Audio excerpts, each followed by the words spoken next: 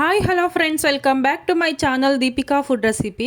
ಇವತ್ತಿನ ರೆಸಿಪಿ ಏನಂತ ಹೇಳಿದರೆ, ಕಡಿಮೆ ಇಂಗ್ರೀಡಿಯೆಂಟ್ಸಲ್ಲಿ ಕಡಿಮೆ ಮಸಾಲೆನಲ್ಲಿ ಚಿತ್ರಾನ್ನ ಮಾಡೋದು ಹೇಗಂತ ನೋಡೋಣ ಬನ್ನಿ. ತುಂಬಾ ಟೇಸ್ಟಿಯಾಗಿ ಕೂಡ ಇರುತ್ತೆ. ಮಾರ್ನಿಂಗ್ ಬ್ರೇಕ್ಫಾಸ್ಟಿಗೆ ಈಸಿಯಾಗಿ ಕೂಡ ಮಾಡ್ಕೋಬೋದು. ಈರುಳ್ಳಿ, ಟೊಮೊಟೊ, ತೆಂಗಿನಕಾಯಿ, ಕೊತ್ತಂಬರಿ ಸೊಪ್ಪು, ಹಸಿರು ಮೆಣಸಿನ್ಕಾಯಿ, ಕರಿಬೇವು ಸೊಪ್ಪು, ಒಂದು ನಿಂಬೆಹಣ್ಣು ರಸ ತೆಗೆದು ಇಟ್ಕೊಂಡಿದ್ದೀನಿ. ನಾನು ನಿಂಬೆಹಣ್ಣು ಹಾಕ್ಕೊಂಡಿದ್ದೀನಿ, ನೀವು ಬೇಡ ಅಂದರೆ ಸ್ಕಿಪ್ ಕೂಡ ಮಾಡ್ಕೋಬೋದು. ಇಷ್ಟ ಇದ್ದರೆ ಹಾಕ್ಕೊಳ್ಳಿ, ಇಲ್ಲಾಂದರೆ ಸ್ಕಿಪ್ ಮಾಡಿ. ಒಗ್ಗರಣೆಗೆ ಅಂತ ಹೇಳಿ ಕಡಲೆ ಬೀಜನ ತೊಗೊಂಡಿದ್ದೀನಿ ಮತ್ತು ಕಡಲೆಬೇಳೆನ ತೊಗೊಂಡಿದ್ದೀನಿ. ಅದ್ರ ಜೊತೆಗೆ ಅರಿಶಿನ ಪುಡಿ, ಸಾಸಿವೆ, ಜೀರಿಗೆ ಇದಿಷ್ಟೂ ತೊಗೊಂಡಿದ್ದೀನಿ. ತುಂಬಾ ಟೇಸ್ಟಿಯಾಗಿ ಕೂಡ ಇರುತ್ತೆ. ಮಾರ್ನಿಂಗ್ ಬ್ರೇಕ್ಫಾಸ್ಟಿಗೆ ಬೇಗನೆ ಕೂಡ ಆಗುತ್ತೆ, ಲೈಟಾಗಿ ಕೂಡ ಇರುತ್ತೆ ಬ್ರೇಕ್ಫಾಸ್ಟು.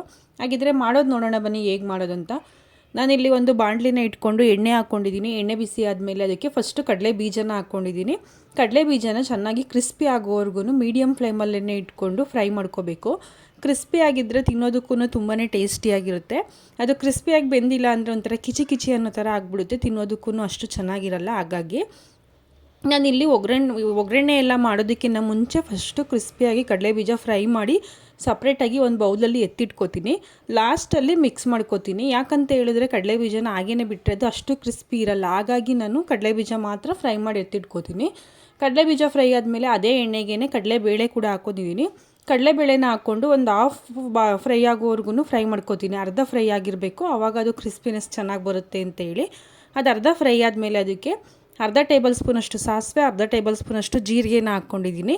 ಕೆಲವೊಬ್ಬರು ಜೀರಿಗೆನ ಹಾಕಲ್ಲ, ನಾನು ಜೀರಿಗೆ ಹಾಕ್ಕೋತೀನಿ. ಫ್ಲೇವರ್ ಕೂಡ ತುಂಬಾ ಚೆನ್ನಾಗಿರುತ್ತೆ ಮತ್ತು ಟೇಸ್ಟ್ ಕೂಡ ತುಂಬ ಚೆನ್ನಾಗಿರುತ್ತೆ ಅಂತೇಳಿ ಜೀರಿಗೆ ಸಾಸಿವೆ ಹಾಕ್ಕೊಂಡು ಫ್ರೈ ಮಾಡ್ಕೊಂಡ್ಮೇಲೆ ಅದಕ್ಕೆ ಖಾರಕ್ಕೆ ಎಷ್ಟು ಬೇಕಂತ ನೋಡಿ ಹಸಿರು ಮೆಣಸಿನ್ಕಾಯಿ ಕೂಡ ಹಾಕ್ಕೊಂಡಿದ್ದೀನಿ. ನೀವು ಹಸಿರು ಮೆಣಸಿನ್ಕಾಯಿ ಯೂಸ್ ಮಾಡಲ್ಲ ಅಂತ ಹೇಳಿದರೆ ಒಣಮೆಣಸಿನ್ಕಾಯಿ ಕೂಡ ಹಾಕ್ಕೋಬೋದು. ಹಸಿರು ಮೆಣಸಿನ್ಕಾಯಿ ಲೈಟಾಗಿ ಫ್ರೈ ಆದಮೇಲೆ ಅದಕ್ಕೆ ಕಟ್ ಮಾಡ್ಕೊಂಡಿರೋವಂಥ ಈರುಳ್ಳಿನ ಹಾಕ್ಕೊಂಡಿದ್ದೀನಿ. ಇದಕ್ಕೆ ನೀವು ಈರುಳ್ಳಿ ಸ್ವಲ್ಪ ಜಾಸ್ತಿನೇ ಹಾಕ್ಕೋಬೇಕು, ಆವಾಗ ತಿನ್ನೋದಕ್ಕೂ ಟೇಸ್ಟಿಯಾಗಿರುತ್ತೆ ಮತ್ತು ಚೆನ್ನಾಗಿ ಕೂಡ ಇರುತ್ತೆ.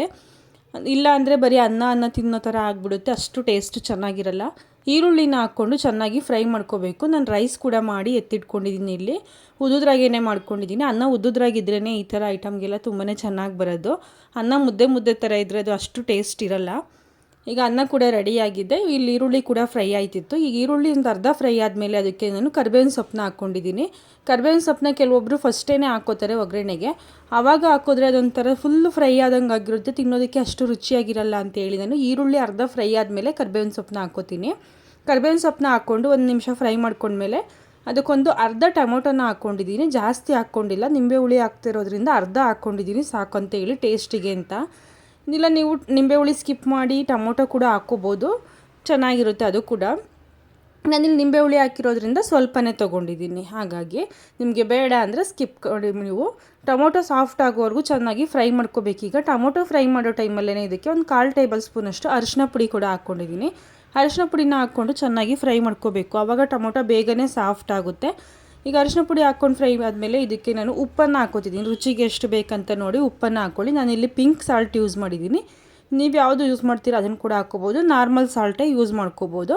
ಈಗ ಉಪ್ಪನ್ನು ಹಾಕ್ಕೊಂಡು ಚೆನ್ನಾಗಿ ಫ್ರೈ ಮಾಡ್ಕೋಬೇಕು. ಟೊಮೊಟೊ ಚೆನ್ನಾಗಿ ಫ್ರೈ ಆಗಿರಬೇಕಾದ್ರೆ ಸಾಫ್ಟ್ ಆಗಿರಬೇಕು, ಇಲ್ಲ ಅಂದರೆ ಟೊಮೊಟೊ ಪೀಸಸ್ ಹಾಗಾಗೇ ಇರುತ್ತೆ, ಚೆನ್ನಾಗಿರಲ್ಲ. ಇದಿಷ್ಟು ಚೆನ್ನಾಗಿ ಫ್ರೈ ಆದಮೇಲೆ ಇದಕ್ಕೆ ನಿಂಬೆ ರಸನ ಹಾಕ್ಕೊಂಡಿದ್ದೀನಿ. ನಾನು ಆವಾಗಲೇ ಎತ್ತಿಟ್ಕೊಂಡಿದ್ದೆ ಅಲ್ವ ನಿಂಬೆಹಣ್ಣನ್ನು, ಒಂದು ನಿಂಬೆಹಣ್ಣು ತೊಗೊಂಡಿದ್ದೀನಿ. ನಿಂಬೆ ರಸನ ಹಾಕ್ಕೊಂಡು ಇದನ್ನ ಫುಲ್ ಸ್ಲಿಮ್ಮಲ್ಲಿ ಇಟ್ಕೋಬೇಕು. ನಿಂಬೆ ರಸ ಹಾಕಿದ ಮೇಲೆ ಸ್ಲಿಮ್ಮಲ್ಲಿ ಇಟ್ಕೊಂಡು ಒಂದು 2 ರಿಂದ 3 ನಿಮಿಷ ಚೆನ್ನಾಗಿ ಫ್ರೈ ಮಾಡಬೇಕು. ಆವಾಗ ಹುಳಿನಲ್ಲಿ ಒಗ್ಗರಣೆ ಏನಿರುತ್ತೆ ಅದೆಲ್ಲ ಚೆನ್ನಾಗಿ ಫ್ರೈ ಆಗಿರುತ್ತೆ. ತಿನ್ನೋದಕ್ಕೂ ಈರುಳ್ಳಿ ಎಲ್ಲ ಹುಳಿನಲ್ಲಿ ಫ್ರೈ ಆಗಿರೋದ್ರಿಂದ ತುಂಬಾ ಟೇಸ್ಟಿಯಾಗಿರುತ್ತೆ. ನಿಂಬೆ ರಸನ ಹಾಕ್ಕೊಂಡು ಚೆನ್ನಾಗಿ ಫ್ರೈ ಮಾಡ್ಕೊಂಡ್ಮೇಲೆ ಲಾಸ್ಟಲ್ಲಿ ಇದಕ್ಕೆ ನಾನು ಒಂದು ಅರ್ಧ ಬೌಲಷ್ಟು ತೆಂಗಿನಕಾಯಿ ತುರಿನ ಹಾಕ್ಕೊಂಡಿದ್ದೀನಿ. ಫ್ರೆಶ್ ಆಗಿರೋ ತೆಂಗಿನಕಾಯಿ ತುರಿ ತೊಗೊಳ್ಳಿ, ಟೇಸ್ಟ್ ಚೆನ್ನಾಗಿ ಬರುತ್ತೆ. ಅದ್ರ ಜೊತೆಗೆ ನಾನು ಇಲ್ಲೊಂದು ಸ್ವಲ್ಪ ಕೊತ್ತಂಬರಿ ಸೊಪ್ಪು ಕೂಡ ಸಣ್ಣದಾಗಿ ಹೆಚ್ಕೊಂಡು ಹಾಕ್ಕೊಂಡಿದ್ದೀನಿ. ಕೊತ್ತಂಬರಿ ಸೊಪ್ಪು ಮತ್ತು ತೆಂಗಿನಕಾಯಿನ ಒಂದೇ ಸರಿ ಹಾಕ್ಕೊಂಡು ಚೆನ್ನಾಗಿ ಮಿಕ್ಸ್ ಮಾಡ್ಕೋಬೇಕು. ಮಿಕ್ಸ್ ಮಾಡಿಕೊಂಡು ಇದನ್ನೇನು ತುಂಬ ಹೊತ್ತು ಫ್ರೈ ಮಾಡೋ ಅವಶ್ಯಕತೆ ಇಲ್ಲ, ಒಂದು 2 ನಿಮಿಷ ಹಾಗೇ ಫ್ರೈ ಮಾಡಿಕೊಂಡ್ರೆ ಸಾಕಾಗುತ್ತೆ. ಇವಾಗ ನಾನು ಗ್ಯಾಸ್ನ ಆಫ್ ಮಾಡ್ಕೋತಿದ್ದೀನಿ, ತುಂಬ ಫ್ರೈ ಮಾಡ್ತಿಲ್ಲ. ಒಂದು 2 ನಿಮಿಷ ಫ್ರೈ ಮಾಡಿಕೊಂಡು ಆಫ್ ಮಾಡ್ಕೋತಿದ್ದೀನಿ. ನೋಡಿ, ಇವಾಗ ಚಿತ್ರಾನ್ನಕ್ಕೆ ನಾವು ಒಗ್ಗರಣೆ ಏನು ಮಾಡ್ಕೊಂಡಿದ್ದೋ ಅದು ಪರ್ಫೆಕ್ಟಾಗಿ ರೆಡಿಯಾಗಿದೆ. ಇವಾಗ ಇದಕ್ಕೆ ನಾನು ರೈಸ್ನ ಮಿಕ್ಸ್ ಮಾಡ್ಕೋಬೇಕು. ನೀವೀಗಿಷ್ಟು ಗೊಜ್ಜಿಗೆ ಅನ್ನ ಮಿಕ್ಸ್ ಮಾಡ್ಕೋತೀರಾ ಅಂದರೆ ಹಾಗೇ ಕೂಡ ಮಾಡ್ಕೋಬೋದು. ಇಲ್ಲ ನಾವು ಎತ್ತಿಟ್ಕೋತೀವಿ ಏನೋ ಆಗಿದ್ರೆ ಕಡಲೆ ಬೀಜ ಹಾಕೋದಕ್ಕಿಂತ ಮುಂಚೆನೇ ಎತ್ತಿಟ್ಕೊಳ್ಳಿ. ಕಡಲೆ ಬೀಜ ಹಾಕಿದ್ಮೇಲೆ ಎತ್ತಿಟ್ಕೊಂಡ್ರೆ ಅದು ಮೆತ್ತಗಾಗ್ಬಿಡುತ್ತೆ, ಚೆನ್ನಾಗಿರಲ್ಲ, ಕ್ರಿಸ್ಪಿ ಇರಲ್ಲ. ನೀವು ಇವಾಗ ಎಷ್ಟು ಕಲಿಸ್ಕೋತೀರಾ ಅಷ್ಟಕ್ಕೆ ಮಾತ್ರ ಕಡಲೆ ಬೀಜನ ಹಾಕ್ಕೊಂಡು ಮತ್ತೆ ಮಿಕ್ಸ್ ಮಾಡ್ಕೊಳ್ಳಿ ಒಂದು ರೌಂಡು. ಮಿಕ್ಸ್ ಮಾಡಿಕೊಂಡು ನಾನಿವಾಗ ಇದು ಎರಡು ಒಂದೇ ಟೈಮ್ ಖಾಲಿ ಆಗೋದ್ರಿಂದ ಮಿಕ್ಸ್ ಮಾಡ್ಕೊಂಡು ಎತ್ತಿಟ್ಕೊಂಡಿದ್ದೀನಿ. ಈಗ ಉಳಿದಿರೋ ಅಷ್ಟಕ್ಕೆ ನಾನು ರೈಸ್ನ ಹಾಕ್ಕೊಂಡು ಚೆನ್ನಾಗಿ ಮಿಕ್ಸ್ ಮಾಡ್ಕೊತಿದ್ದೀನಿ. ನಾನು ಚಿಕ್ಕ ಬಾಣಲೆ ಆಗಿರೋದ್ರಿಂದ 2 ಸರಿ ಮಿಕ್ಸ್ ಮಾಡ್ಕೊತೀನಿ. ಹಾಗಾಗಿ ಸ್ವಲ್ಪ ಎತ್ತಿಟ್ಕೊಂಡು ರೈಸ್ನ ಮಿಕ್ಸ್ ಮಾಡ್ಕೊತಿದ್ದೀನಿ. ನೀವು ದೊಡ್ಡ ಪಾತ್ರೆ ಆದರೆ ಒಂದೇ ಸರಿ ಕೂಡ ಮಿಕ್ಸ್ ಮಾಡ್ಕೋಬೋದು. ಈಗ ಉದುದ್ರಾಗಿ ಮಾಡಿಟ್ಕೊಂಡಿರೋ ಅನ್ನನ ಹಾಕ್ಕೊಂಡು ಚೆನ್ನಾಗಿ ಮಿಕ್ಸ್ ಮಾಡ್ಕೋಬೇಕು.